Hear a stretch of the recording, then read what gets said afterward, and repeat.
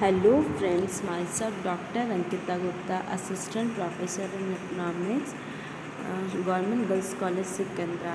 अब आज हम हमारे इस टॉपिक में देखेंगे कि जो बीए पार्ट सेकेंड ईयर में मैक्रो इकोनॉमिक्स है उसमें मॉनेटरी पॉलिसी क्या है। मॉनेटरी पॉलिसी में हम इसके उद्देश्य और लक्ष्य और संकेतक हम तीन चीज़ों पर इस वीडियो में फोकस करेंगे। फिर जो हम नेक्स्ट वीडियो बनाएंगे हम उसमें मॉनेटरी पॉलिसी का प्रसारण देखेंगे कि मॉनेटरी पॉलिसी कैसे वर्क करती है। अब सबसे पहले इसमें देखेंगे हम किसी भी देश के लिए मौद्रिक नीति उसकी आर्थिक नीति का हृदय मानी जाती है। और मॉनेटरी पॉलिसी में हम देखते हैं आरबीआई रिजर्व बैंक के कार्य हम इसमें देखते हैं। इस अध्याय में मौद्रिक नीति के उद्देश्य, लक्ष्य, संकेत को उनको प्राप्त करने के विधियाँ या अस्त्र पर प्रकाश डाला जाएगा और मॉनेटरी पॉलिसी का क्रियान्वयन देखा जाएगा। मॉनेटरी पॉलिसी सबसे पहले क्या होती है उसका अर्थ देखते हैं। मॉनेटरी पॉलिसी के अंतर्गत मुद्रा की पूर्ति, ब्याज व ऋण आदि को नियमित करने का प्रयास किया जाता है कि बाजार में हमें मुद्रा की पूर्ति कितनी रखनी है, कम ज़्यादा, क्योंकि उसी के ऊपर ब्याज की दर निर्भर करती है। तो ब्याज की दर के ऊपर ऋण का लेना और देना निर्भर करता है। तो सबसे पहले मेन फोकस इसमें आता है मॉनेटरी पॉलिसी में मनी सप्लाई को कंट्रोल करना, जिससे ब्याज और ऋण कम निर्भर करते हैं। आजकल मौद्रिक नीति के स्थान पर मौद्रिक व साख नीति पर बल दिया जाने लगा है, क्योंकि मुद्रा व साख दोनों की मात्राएं उत्पादन व कीमतों को प्रभावित करती है। इसलिए मुद्रा व साख नीति के द्वारा इनकी मात्राओं को इस प्रकार से प्रभावित किया जाता है कि निर्धारित उद्देश्य प्राप्त किया जा सके। इसके लिए केंद्रीय बैंक को विभिन्न प्रकार के निर्णय लेने होते हैं, जैसे मुद्रा की पूर्ति, विस्तृत मुद्रा के अर्थ में अर्थात M3 की वार्षिक वृद्धि दर कितनी हो, साख अथवा उधार की मात्रा कुल कितनी रखी जाए, उसकी लागत अथवा ब्याज की दर और अन्य शर्तें क्या हो, विभिन्न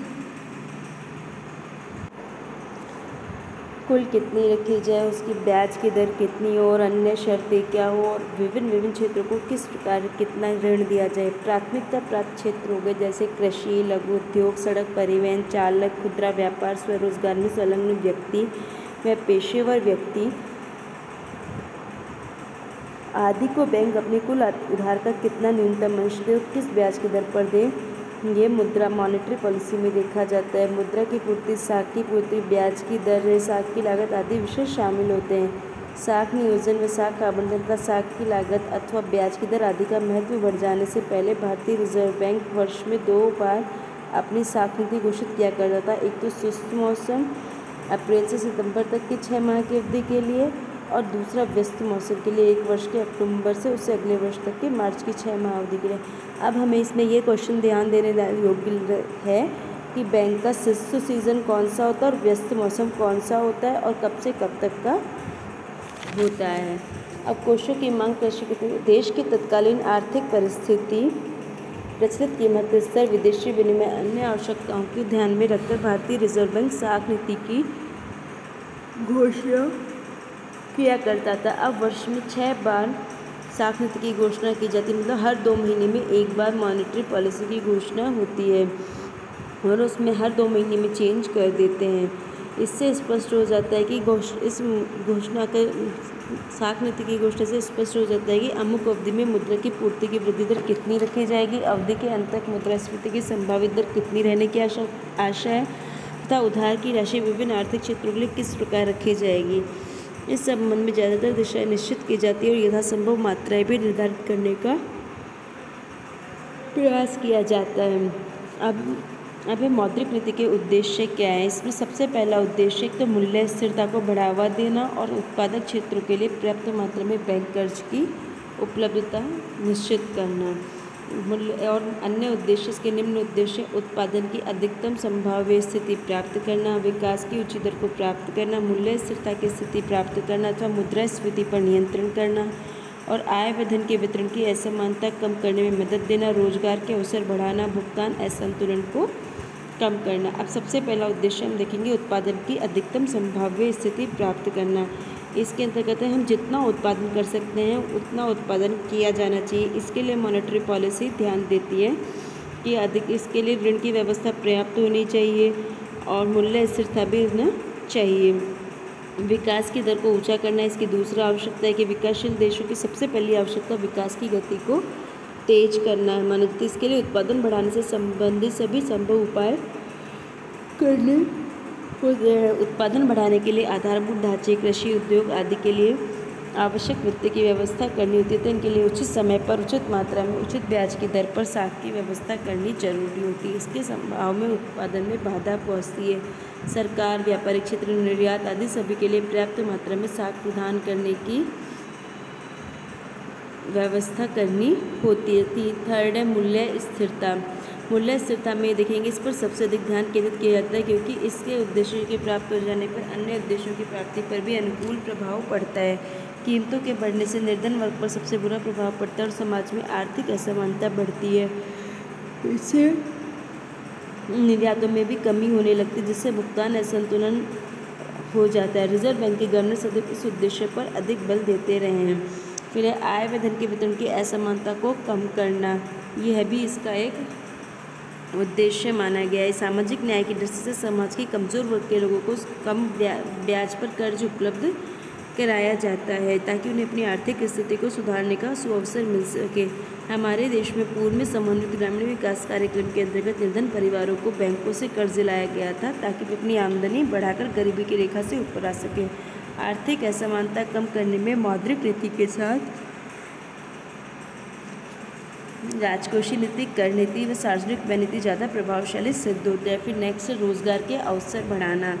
प्राथमिकता प्राप्त क्षेत्रों में रोजगार के अवसर उत्पन्न करने के लिए बैंकों द्वारा ऋण उपलब्ध कराया जाता है। इस प्रकार साख की सुविधा बढ़ाकर विशेषतया कृषि, लघु उद्योग, खुदरा व्यापार आदि क्षेत्रों में रोजगार के अवसर बढ़ाए जाते हैं। फिर भुगतान असंतुलन को कम करना। जो व्यापार घाटा बहुत ज़्यादा होता है, उससे भुगतान का घाटा भी कम होता है। इस घाटे को कम करने के लिए निर्यातों को बढ़ाना आवश्यक होता है। निर्यात बढ़ाने के लिए एक देश में अन्य देशों की तुलना में मुद्रास्फीति की दर का नीचा रहना आवश्यक होता है, तभी उसकी प्रतिस्पर्धात्मक शक्ति बढ़ने से निर्यात संवर्धन में सहूलियत होती है। इस प्रकार मौद्रिक नीति अधिकतम संभाव्य उत्पादन करने, विकास की दर को तेज करने, मूल्य स्थिरता की स्थिति को प्राप्त करने, आर्थिक असमानता को कम करने, रोजगार के अवसर बढ़ाने तथा भुगतान असंतुलन को कम करने में अपना योगदान देती है। लेकिन अधिकांश मौद्रिक विशेषज्ञों के द्वारा मूल्य स्थिरता इसका सर्वोपरि लक्ष्य माना गया है, इसलिए इसे मुद्रास्फीति की दर को नियंत्रित करने में विशेष रूप से प्रयुक्त किया जाता है। आरबीआई के पूर्व गवर्नर सी रंगराजन ने कहा, उचित साख नीति के माध्यम से विकास को प्रोत्साहन देकर विभिन्न आर्थिक क्षेत्रों की योजनाओं की प्राथमिकताओं के अनुसार आगे बढ़ाकर सामाजिक न्याय के कार्यक्रमों को साख की लागत, मात्रा व दिशा के माध्यम से सहारा देकर मौद्रिक नीति योजना के उद्देश्यों की प्राप्ति में इन विभिन्न प्रभावशाली उपायों के जरिए अपना योगदान देती है। लेकिन मौद्रिक नीति अन्य उद्देश्यों की बनिस्बत कीमत स्थिरता के उद्देश्य की प्राप्ति में अपना अधिक योगदान देती है। तो उन्होंने एक तरह से इन 4-5 लाइनों में अपनी मॉनेटरी पॉलिसी को पूरी तरह समझा दिया। अब मौद्रिक नीति के लक्ष्य क्या हैं? इसमें लक्ष्यों में मतलब कि इसके टारगेट्स क्या हैं, इसको क्या करना चाहिए। मौद्रिक नीति का काम है सबसे पहले मुद्रा की पूर्ति को कंट्रोल करना। मुद्रा की पूर्ति के संदर्भ में M1, M3 व रिजर्व मुद्रा आदि का विवेचन किया है। प्राय मौद्रिक व साख नीति में M3 की वार्षिक वृद्धि दर को अमुक राशि तक सीमित करने पर बल दिया जाता है, लेकिन कुछ मौद्रिक अर्थशास्त्रियों का मत है कि उच्च शक्ति प्राप्त मुद्रा अर्थात रिजर्व मुद्रा की पूर्ति को नियंत्रित करने पर विशेष जोर देना चाहिए, क्योंकि ये मुद्रा गुणक से मिलकर मुद्रा की पूर्ति M1 या M3 को निर्धारित करती है। रिजर्व मुद्रा के बढ़ने से मुद्रा की पूर्ति मुद्रा गुणक के अनुपात में बढ़ जाती है। जैसे M3 इक्वल्स टू होती है M3H मल्टीप्लाई H। M3 विस्तृत अर्थ में मुद्रा की पूर्ति और M3 मुद्रा मनी मल्टीप्लायर है और H है रिजर्व मुद्रा। तो मुद्रा की पूर्ति जो होती है वो मनी मल्टीप्लायर और रिजर्व मुद्रा के रेशियो से बढ़ती है, और इसके बढ़ने से सरकार के बजट घाटे की जो क्योंकि इसका काफ़ी प्रभाव रिजर्व बैंक द्वारा भारत सरकार को दिए गए शुद्ध कर्ज पर पड़ा है, जो सरकार के बजट घाटे की पूर्ति के लिए दिया जाता रहा है।